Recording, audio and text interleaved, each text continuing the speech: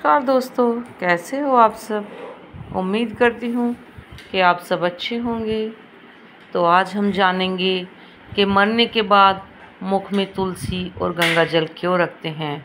क्या इसका कोई अच्छा कारण है या कुछ भी नहीं, एक प्रचलन चला आ रहा है। तो आइए जानते हैं हम एक कथा के माध्यम से।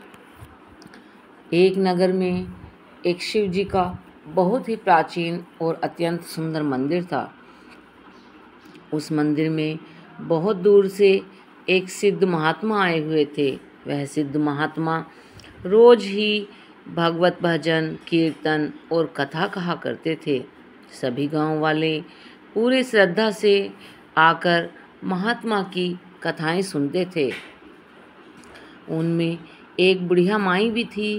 वह तो महात्मा के हर समय पास ही रहती, उनकी सेवा करती, उनके लिए भोजन बनाती, मंदिर की साफ सफाई करती और वह बहुत ही अच्छे ध्यान से कथाएं सुनती थी। एक समय की बात है, एक बार महात्मा जी अपने सभी कामों से निवृत्त होकर पूजा पाठ समाप्त करके और गांव वालों को कथा सुनाकर आराम से बैठे हुए थे। तब वह बुढ़िया माई आती है और महात्मा से कहती है कि हे महात्मा, मेरे मन में एक प्रश्न है, कृपया मेरा मार्गदर्शन करें। तब महात्मा जी बोले कि हे देवी, तुम्हारे मन में क्या प्रश्न है, मुझे बताओ। मैं तुम्हारे सभी प्रश्नों का अच्छे से उत्तर दूंगा और तुम्हें प्रसन्नता होगी। तभी बुढ़िया माई कहती है कि हे प्रभु, कोई मनुष्य मृत्यु के बाद तुलसी पत्र का जल अपने मुख में पाता है तथा रोज़ तुलसी में जल देने से क्या होता है तथा उस मनुष्य को कौन से फल की प्राप्ति होती है। तब महात्मा जी कहते हैं कि हे देवी, तुमने जो प्रश्न पूछा है वह समस्त मानव जाति के कल्याण हेतु अत्यंत उपयुक्त है। हे देवी, तुलसी पत्र से संबंधित मैं आपको आज एक पवित्र कथा सुनाता हूँ। आप इस कथा को ध्यान से सुने। तब बुढ़िया माई कहती है कि हे प्रभु, आप सुनाइए, मैं इसका प्रचार प्रसार भी करूँगी। तब महात्मा जी कहते हैं कि हाँ देवी, कुछ ऐसी जो भी हम अच्छी चीज़ें सीखते हैं, सुनते हैं या पढ़ते हैं, हमें उसका प्रचार प्रसार अवश्य ही करना चाहिए और दूसरों को ही सिखाते रहना चाहिए। तब वह कहते हैं कि आओ इस कथा को अब शुरू करते हैं। तब महात्मा जी कहते हैं कि हे देवी, गंगा तट के किनारे एक परिवार रहता था जिसमें दो भाई अपनी बहन के साथ रहते थे। उनके माता पिता किसी बीमारी के कारण मर गए। बहन सबसे छोटी थी और वह विष्णु भगवान की बड़ी ही भक्त थी। वह हर दिन सुबह शाम तुलसी में जल चढ़ाती और शाम को नित्य रूप से दिया लगाती और वो दोनों भाई हर रोज़ जंगल में जाकर शिकार करते और जो भी उन्हें मिलता उसे घर लाकर पकाकर खाया करते थे। उनका यही नित्य कार्य था और बहन घर का काम करके अपने दोनों भाइयों की बड़े ही प्रेम से सेवा किया करती थी, उनके लिए खाना बनाती। फिर एक दिन उनकी बहन का हाथ मछली काटते हुए कट जाता है। फिर उसके हाथ से खून बहने लगा तो उसने सोचा मैं इसे कपड़े से पूछ लेती हूँ। लेकिन उसने मन में विचार किया, अगर मैंने कपड़े से पूछा तो मेरे भाई को पता चल जाएगा और वह दोनों दुखी होंगे। ऐसा सोचकर उसने अपने ही रक्त को मछली में ही डालकर मछली पका दी। जब रात को भाइयों ने भोजन खाया तो वह कहने लगे कि आज तो बहुत ही स्वादिष्ट भोजन बना है, आज तुमने इसमें क्या मिलाया। उसके बड़े भाई ने पूछा, जो इतना स्वादिष्ट भोजन है। तो उसने कुछ भी नहीं बताया।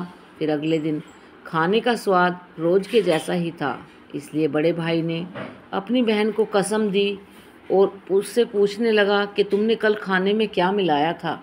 तब बहन ने कसम की लाज रखते हुए अपने हाथ के रक्त के बारे में अपने भाई को बता दिया।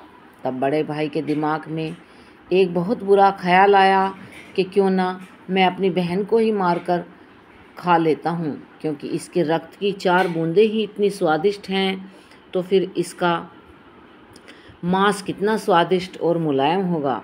फिर अगले दिन वह बड़ा भाई वह अपनी कुटिल योजना अपने भाई को बताता है और वह उससे कहता है कि जब मेरी बहन का खून इतना स्वाद है तो उसका मांस कितना स्वाद होगा। लेकिन छोटा भाई मना कर देता है, वह बिल्कुल भी तैयार नहीं होता है। तब बड़ा भाई उसे किसी तरह मना लेता है। तब वह बड़ा भाई अपनी बहन की शादी कराने हेतु उसे दूसरे गांव में चलने के लिए तैयार करता है। फिर वे दोनों अपनी बहन के साथ चल देते हैं। रास्ते में एक छोटी सी गुफा में ले जाकर बड़ा भाई उसे बांध देता है और उस पर तलवार का वार कर देता है। तभी वह बहन मन ही मन ईश्वर से प्रार्थना करती है कि हे प्रभु, अगर मैंने सच्चे मन से तुम्हारी पूजा की हो तो कृपया मेरी रक्षा करें। ऐसा कहते ही भाई का निशाना चूकने लगता है। वह 1 बार, 2 बार, 3 बार ऐसे ही वार करता है, लेकिन सारे ही वार चूक जाते हैं। तब वह अपने छोटे भाई से कहता है कि अब तुम तलवार से इसको काटो। तब छोटा भाई मना कर देता है, किंतु वह उसे जान से मारने की धमकी देता है। तब उसकी बहन स्वयं विष्णु भगवान से विनती करती है कि हे प्रभु, अब आप मेरे छोटे भाई की रक्षा करें, चाहे तो मेरे प्राण ले लीजिए। ऐसा कहते ही छोटे भाई का तलवार का निशाना बहन के सीने को भेद जाता है। तब वह दोनों भाई अपनी ही सगी बहन को काट कर पकाते हैं और आपस में परोसते हैं। लेकिन छोटा भाई बहुत ही दुखी होकर मन ही मन बहुत रोता है और अपने कपड़ों में उसने एक मछली का टुकड़ा छुपा कर रखा था, तो उसने उस मछली को ही खाने में मिलाकर खा लिया।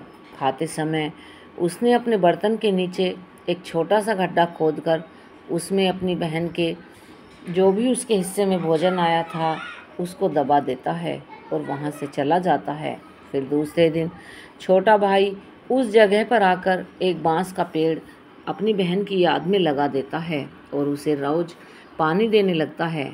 इसी तरह कुछ दिन बीत जाने के बाद एक साधु उस बांस के पास मलमूत्र त्यागने की इच्छा से आता है, तो वहाँ से आवाज़ आती है कि साधु महाराज, यहाँ मलमूत्र मत कीजिए।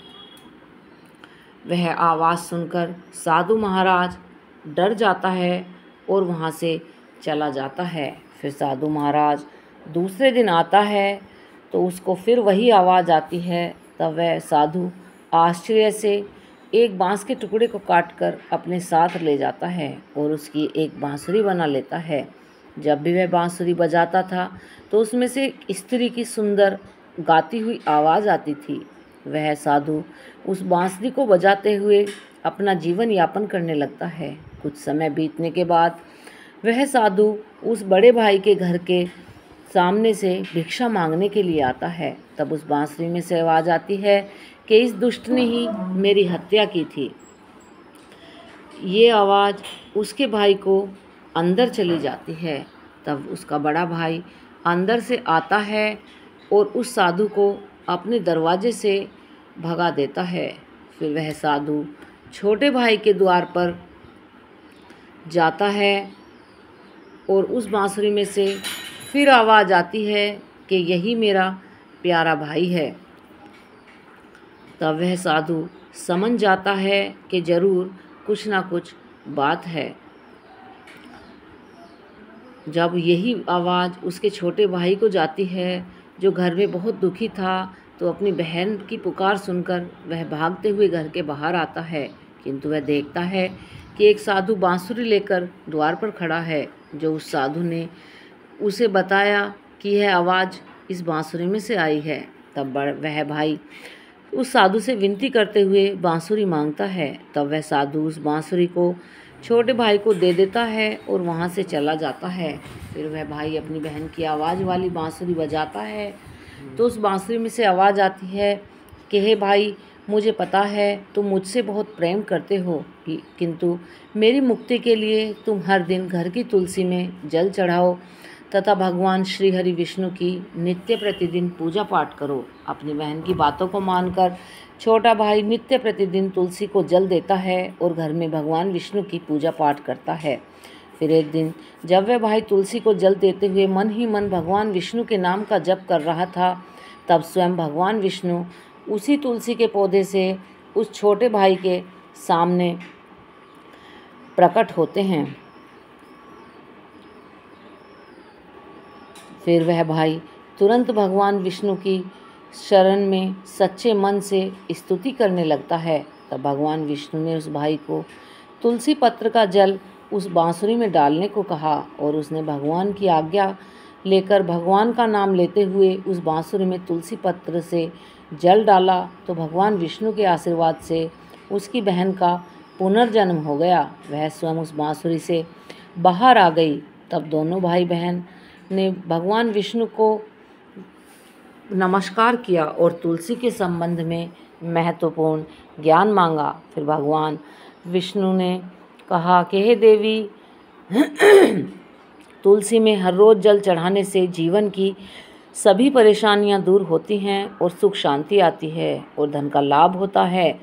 तुलसी में जल चढ़ाते समय चंदन का तिलक लगाना शुभ माना जाता है। तुलसी में जल चढ़ाने का सही समय सूर्योदय से लेकर उसके 2 से 3 घंटे तक का ही होता है। तुलसी के पौधे में रविवार को जल नहीं चढ़ाना चाहिए।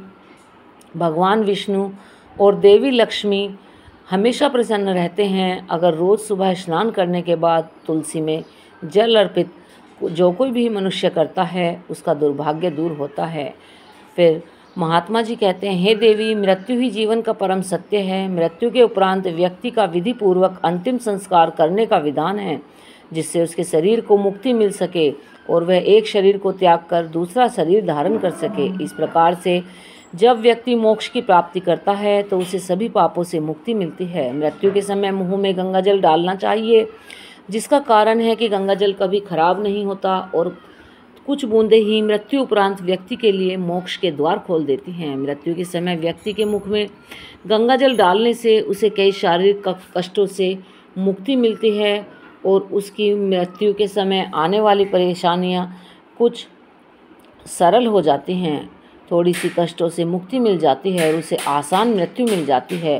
यदि मृत्यु के समय व्यक्ति के मुंह में तुलसी की पत्तियां रखी जाती हैं तो मरने वाले व्यक्ति की आत्मा को भगवान विष्णु का आशीष प्राप्त होता है और संसार की मोह माया से मुक्ति मिलती है। वहीं शरीर के सारे कष्ट दूर हो जाते हैं और आत्मा सभी बंधनों से भी मुक्त हो जाती है। तुलसी के नाम से ही हमलोक में जो कष्ट देने वाले राक्षस हैं वह शांत हो जाते हैं और यह मार्ग आसान हो जाता है तथा मोक्ष मिलता है। इसलिए मोक्ष के लिए ही गंगाजल और तुलसी का सेवन मृत्यु के समय अवश्य ही किया जाना चाहिए। दोस्तों, अगर आपको वीडियो अच्छी लगती है तो प्लीज़ लाइक और शेयर किया करें और जिन्होंने अभी तक चैनल को सब्सक्राइब नहीं किया है वो सब्सक्राइब करें और ऐसी ही अच्छी अच्छी कथाएं सुनने के लिए हमारे चैनल पर बने रहें। जय श्री हरि विष्णु।